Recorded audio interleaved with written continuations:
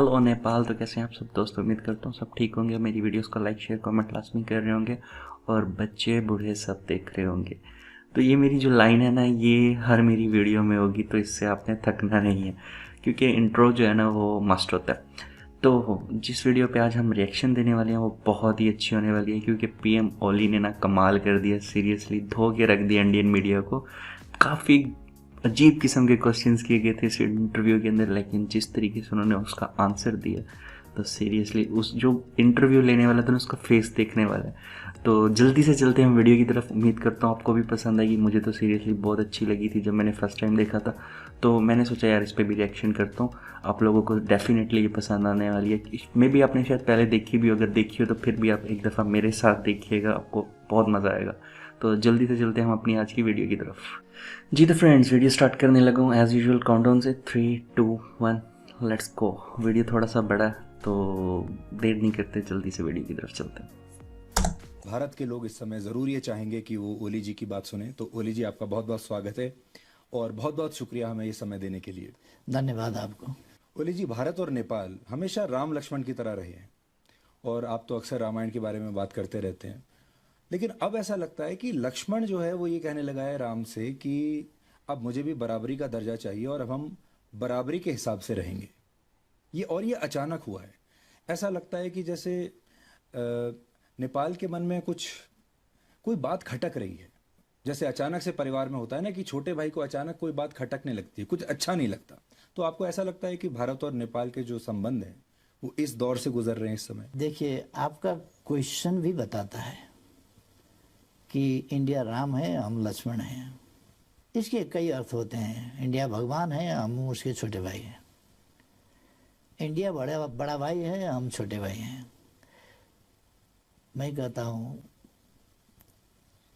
भूगोल में, जनसंख्या में छोटे और बड़े हो सकते हैं, मगर हम हमेशा से सार्वभौम समानता की बात करते हैं। अर्थात हम छोटे या बड़े नहीं हैं। साइज में छोटे बड़े हो सकते हैं, मगर राष्ट्र के रूप में, एज ए नेशन, एक देश के रूप में छोटे बड़े ये फीलिंग रखेंगे तभी बॉस होता है। इसमें कुछ जरूर कुछ प्रॉब्लम इस सेंटिमेंट में है और हम चाहते हैं कि हम दो देश, सार्वभौम सत्ता संपन्न देश, सुवरेन देश, दो पड़ोसी देश, दो पड़ोसी मित्र देश जो एक रीजन में रहते हैं, हमारा संबंधों को उसी तरह से जानना चाहिए। ये पुराने ज़माना नहीं है, ये कॉलोनियल एरा नहीं है, ये एरा स्वाधीनता का एरा है, पारस्परिक सम्मान का एरा है। एक चीज़ ये है जिसको हमें मानना चाहिए। दूसरा, हाँ, डिबेट हो रहा है, डिबेट चलता है। डिबेट ही सत्य को बाहर लाता है। वादे वादे जायते तत्वबोध। बहस ना करें तब सत्य को पता लगाना भी मुश्किल हो जाएगा। इसलिए हमारा ट्रेडिशन भी है। जब दुनिया अंधकार में थी, त्रेता युग में जनकपुर में यज्ञवल्क्य, गार्गी, अष्टवक्र वगैरह बहुत शक्ल देखिए सारे बंदे की क्या हुई हुई है, ऋषियाँ, क्योंकि उसको ये बातें अच्छी नहीं लग रही इस और वक्त ना। विदुषियाँ शास्त्रार्थ, शास्त्र के बारे में, दर्शन के बारे में, जीवन जगत के बारे में विवादें करते थे। तब दर्शन का अभ्युदय हुआ। दर्शन यहीं से पैदा हुआ था ना। हालांकि यूरोपियन सब दर्शन का, साइंस का उद्गम अरस्तु से मानते हैं। अरस्तु तो ईसा पूर्व 600 साल के, उसे कई साल पूर्व, उसके 1500 साल पूर्व यहाँ दर्शन के बारे में छलफल होता था। विचार विमर्श होता था। इसलिए बहस होना अच्छा है, बहस स्वस्थ होना चाहिए और सत्य को पता लगाने के मकसद से होना चाहिए। तो आप कह रहे हैं कि अब आप भारत को बॉस मानने से इनकार करते हैं, उसी पर बहस है।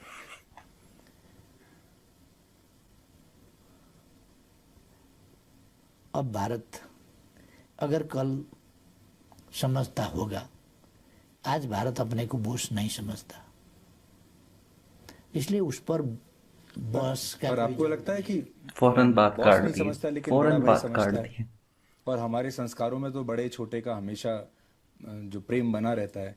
देखिए, आप 68 साल के हैं, मोदी जी 70 साल के हैं, तो ऐसे भी आपके बड़े भाई हुए, तो आप भी कभी भी फोन उठाकर उनसे सीधे बात कर सकते। व्यक्तिगत तौर से, हाँ, व्यक्तिगत तौर से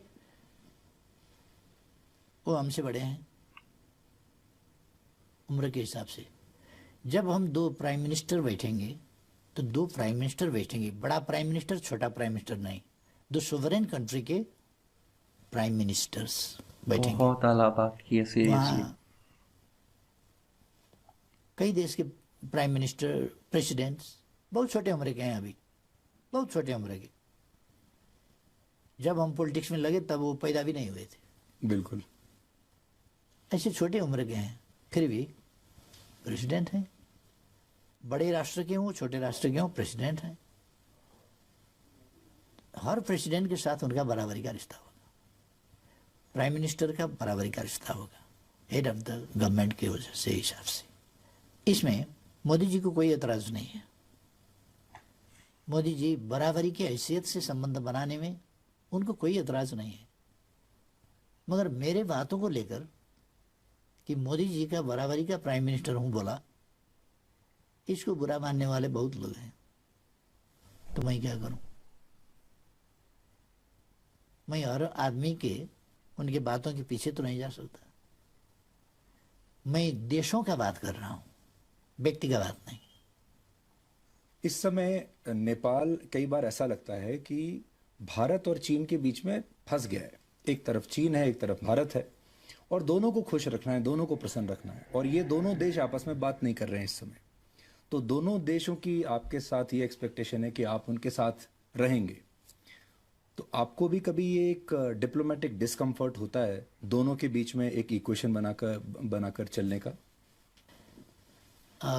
एक चीज है, दोनों हमारे पड़ोसी हैं और पड़ोसी को बदला नहीं जा सकता। बिल्कुल, लेकिन ये बात आकार जो है में, ना जनसंख्या भारत नहीं में, समझता।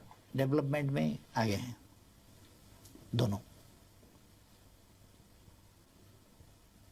हमारे लिए ये खुशी की बात है कि हम अगर प्रोडक्शन कर पाए तो ये बड़े मार्केट्स हैं। अब प्रोडक्शन नहीं कर पाए तो उनका उत्पादन हमको कंज्यूम करना पड़ेगा। नहीं करेंगे तो क्या होगा? हम चाहते हैं जो हमारा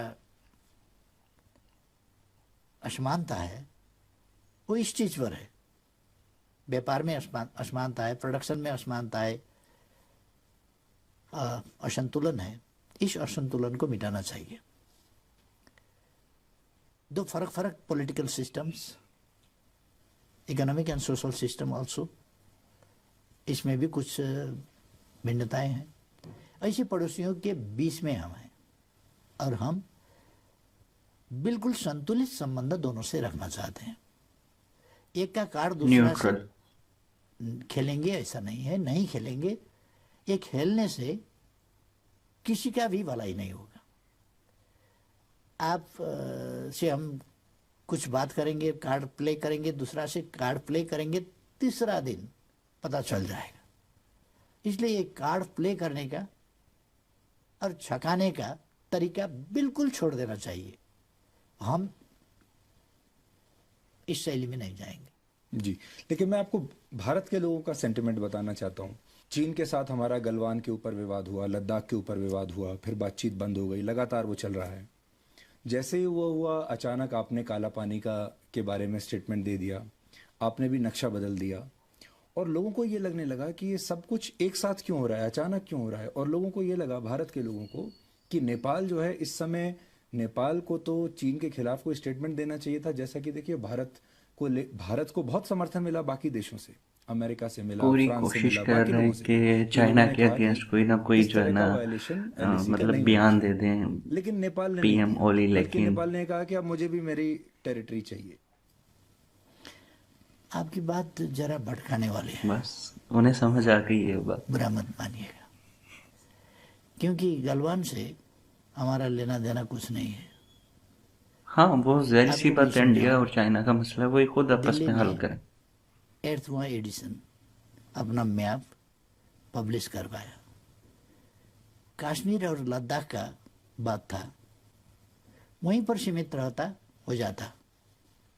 फिर नेपाल का टेरिटरी, उसमें नेपाल का टेरिटरी को शामिल करने का कोई ज़रूरत नहीं था। हमने उस नक्शे के ऊपर डिप्लोमेटिक नोट भेजा, वार्ता का प्रस्ताव रखा, और वार्ता के जरिए यहाँ पर मिसअंडरस्टैंडिंग नहीं होना चाहिए, इसको समाधान करना चाहिए। आप लोगों ने जो 8वां एडिशन छपवाया, ये ठीक नहीं हुआ, ये हमने बोला, उसका कोई पॉजिटिव रेस्पॉन्स भी नहीं हुआ। अब गलवान से हमारा क्या लेना देना है? आप नक्शा छपवाते हैं उसी वक्त तो हमको लिखना पड़ा कि ये नहीं करना चाहिए था जी। और फिर रास्ता बनवाया गया हमारे टेरिटरी पर और इनागुरेशन किया गया, उद्घाटन। हमने फिर डिप्लोमेटिक नोट लिखा, रिक्वेस्ट किया, बातचीत किया जाए, ये ठीक नहीं हुआ। लेकिन इंडिया गलवान टस से से क्या मस लेना नहीं देना हुआ। है?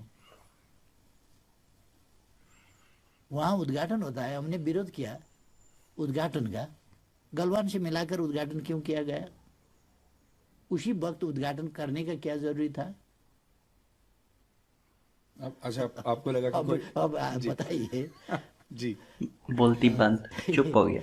गलवान से हमको क्यों जोड़ते हैं?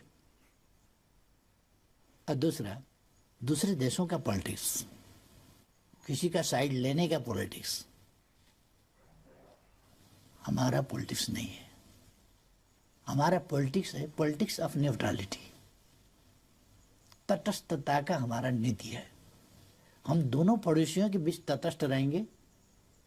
वार्ता नहीं हो रहा है तो हम वार्ता शुरू कराने का कोशिश करेंगे। दोनों मित्र हैं, हम प्रेसिडेंट सी से भी बात कर सकते हैं, ली खशियांग से भी बात कर सकते हैं, प्राइम मिनिस्टर से, वैसे ही मोदी जी से भी बात कर सकते हैं। दोनों तरफ हमारे मित्र हैं। हम दोनों मित्र के बीच में जो मिसअंडरस्टैंडिंग है उसको हटाने में और संबंधों को, ऐसा ही तो कहते हैं सबसे बड़ा ताकत क्या है? मित्रता। जी तो फ्रेंड्स, वीडियो होता है यहाँ पे ख़त्म नहीं हुआ। सीरियसली इसका एक दूसरा पार्ट भी है, अगर आप मुझे कहेंगे तो मैं उस पर भी रिएक्शन दूंगा, बट वो थोड़ा लंबा हो जाना था, काफ़ी वीडियो लंबी हो जानी थी, इसी वजह से मैंने उसको स्किप कर दिया। अभी जो फर्स्ट पार्ट है जस्ट उस पर रिएक्शन दिया। तो अगर आपको ये अच्छा लगा और रिएक्शन, तो कॉमेंट, लाइक, शेयर तो लाजमी बनता है। अब बात करते हैं इस वीडियो की। तो जैसे कि आपने देखा कि पीएम ओली ने बहुत अच्छे से उस बंदे को लाजवाब कर दिया, मतलब कि उसके पास आगे कुछ बोलने का रहा ही नहीं। उसने पूरी कोशिश की थी कि इस इंटरव्यू में वो एक बात चाइना के ख़िलाफ़ करते, एक बात, बट उन्होंने जो है ना सीरियसली बहुत अच्छे तरीके से उसकी धज्जियाँ बिगड़ के रख दी और बहुत ही गहरी गहरी तरीके की बातें की हैं जो कि उसके पास फिर आंसर ही नहीं था। तो देखा आपने, अगर थी ना मज़े की थोड़ी सी वीडियो। तो अगर आपको ये वीडियो अच्छी लगी हो, लाइक, शेयर, कमेंट लाजमी कीजिएगा, इसके साथ मुझे दीजिए। और हाँ सच्ची, अगर आपको इसका दूसरा पार्ट चाहिए तो मुझे कमेंट्स में बता दें, नहीं चाहिए तो फिर कोई और वीडियो देखते हैं, उस पर रिएक्शन करेंगे। तो इसके साथ मुझे दीजिए इजाज़त, मिलते हैं एक और ब्रांड न्यू वीडियो के साथ, तब तक के लिए बाय बाय।